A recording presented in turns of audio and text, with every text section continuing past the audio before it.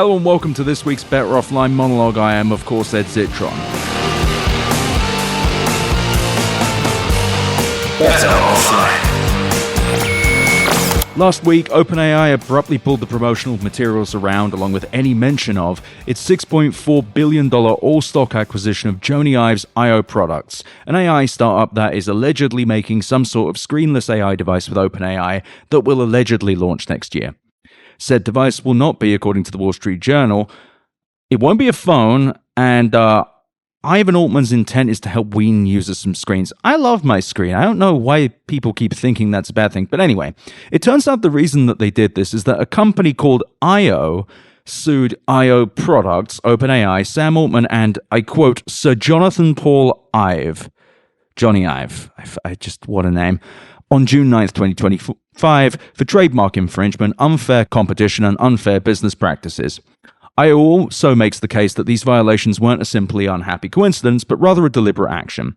A judge granted a temporary restraining order on June 20th, 2025 that stops I.O. Products and OpenAI from using its name, which has obviously put the brakes on Altman's attempt to hype this acquisition, which he had previously leaked to the Wall Street Journal, could add $1 trillion to the company's valuation, which is, of course, bullshit.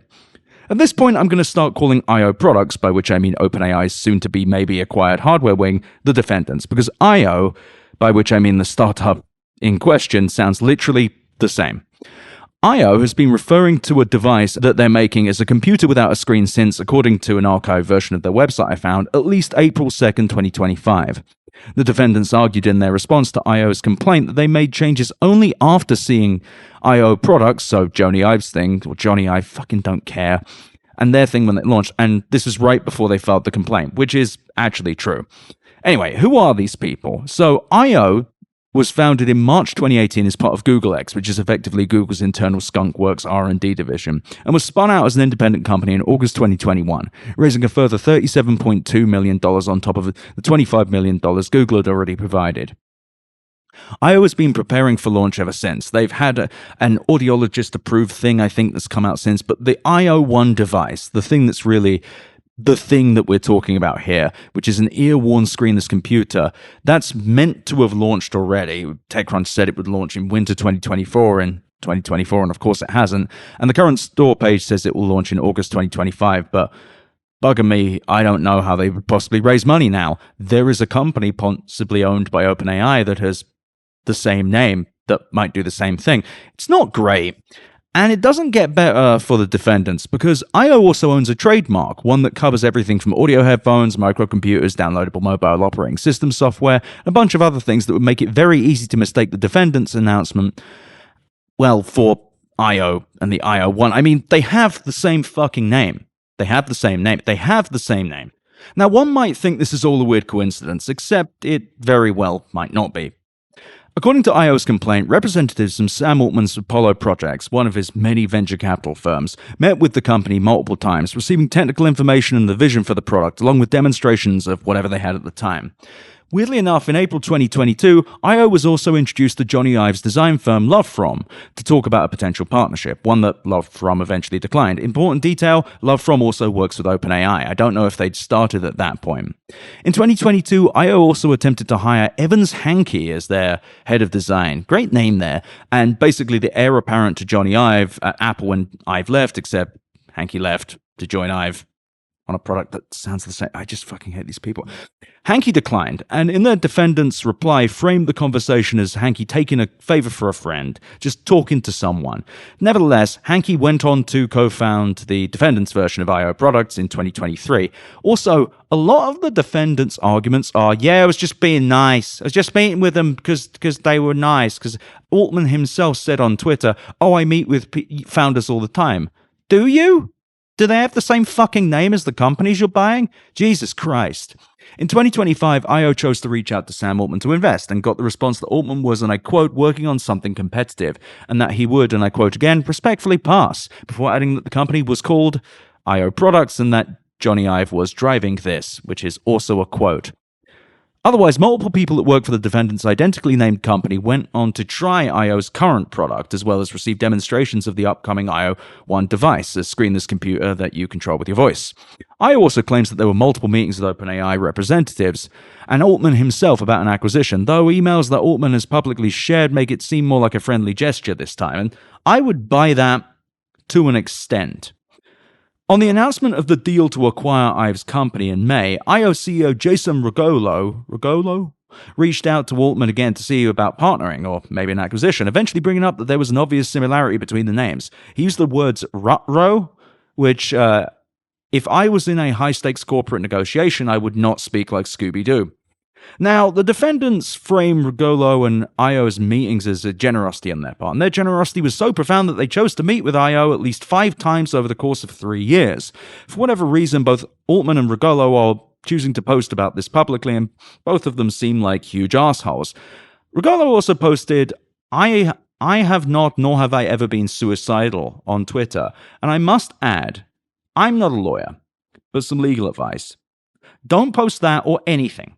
Don't ever, if you're in a lawsuit, don't go fucking posting about the lawsuit. I don't care if you're some guy or you're Sam Altman. You shouldn't be doing that. It's just very frustrating to watch. I was talking to a friend of the show, Casey Kagawa, about this, and I think it gave him madness, which is good because I like to share it with people.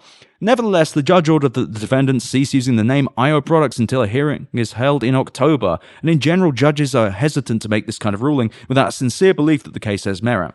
But in summary, this suit alleges that representatives of Sam Altman, Johnny Ive, and their respective firms IO Products, Love From, Apollo Projects, and OpenAI repeatedly met with IO, as in Jason Rugolo's company, as a means of learning more about the intellectual property and design of its products, going as far as to suggest that they may partner with, invest in, or consider acquiring the company.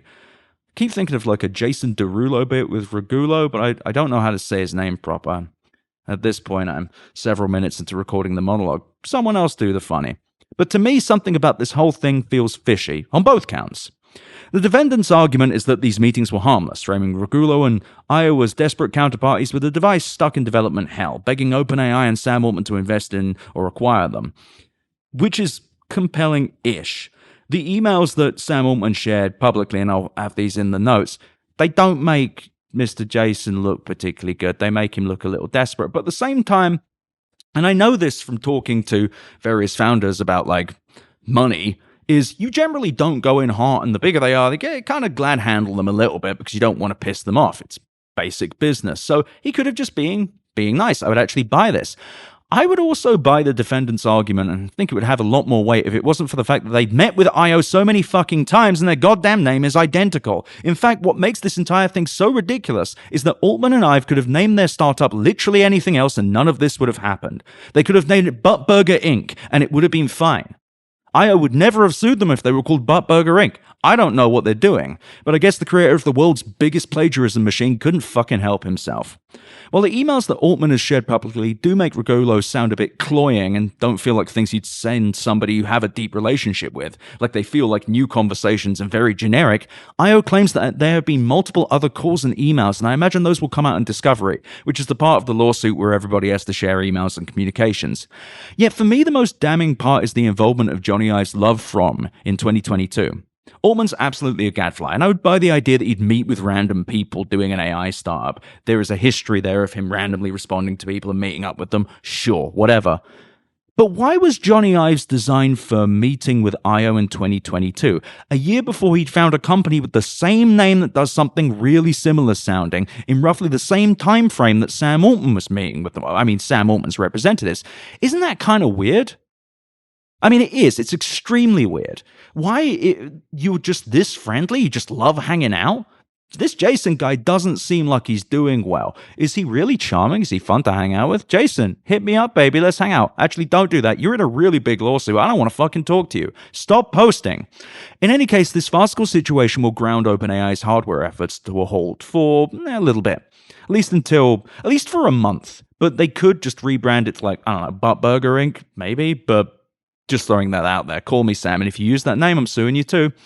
And while they could come up with a new name, such as Butt Burger, any details of the product that leak or are announced will now face unbelievable scrutiny, if not by the tech press, but by me and IO's lawyers. Because that's the thing.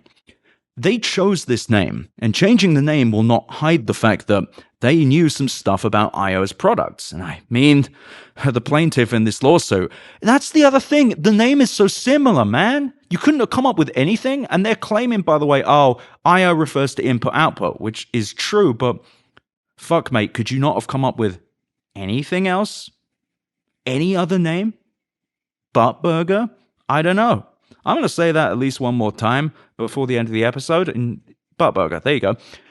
Anyway, this whole thing is fucking stupid. I find both sides of the situation very annoying. And it's also important to note that OpenAI is yet to buy IO products, the Johnny Ive startup, and is currently in the process of trying to convince Microsoft to let them become a for-profit company, which I will get to probably in next week's monologue. Until then, I just want to say that everybody in this situation kind of fucking sucks.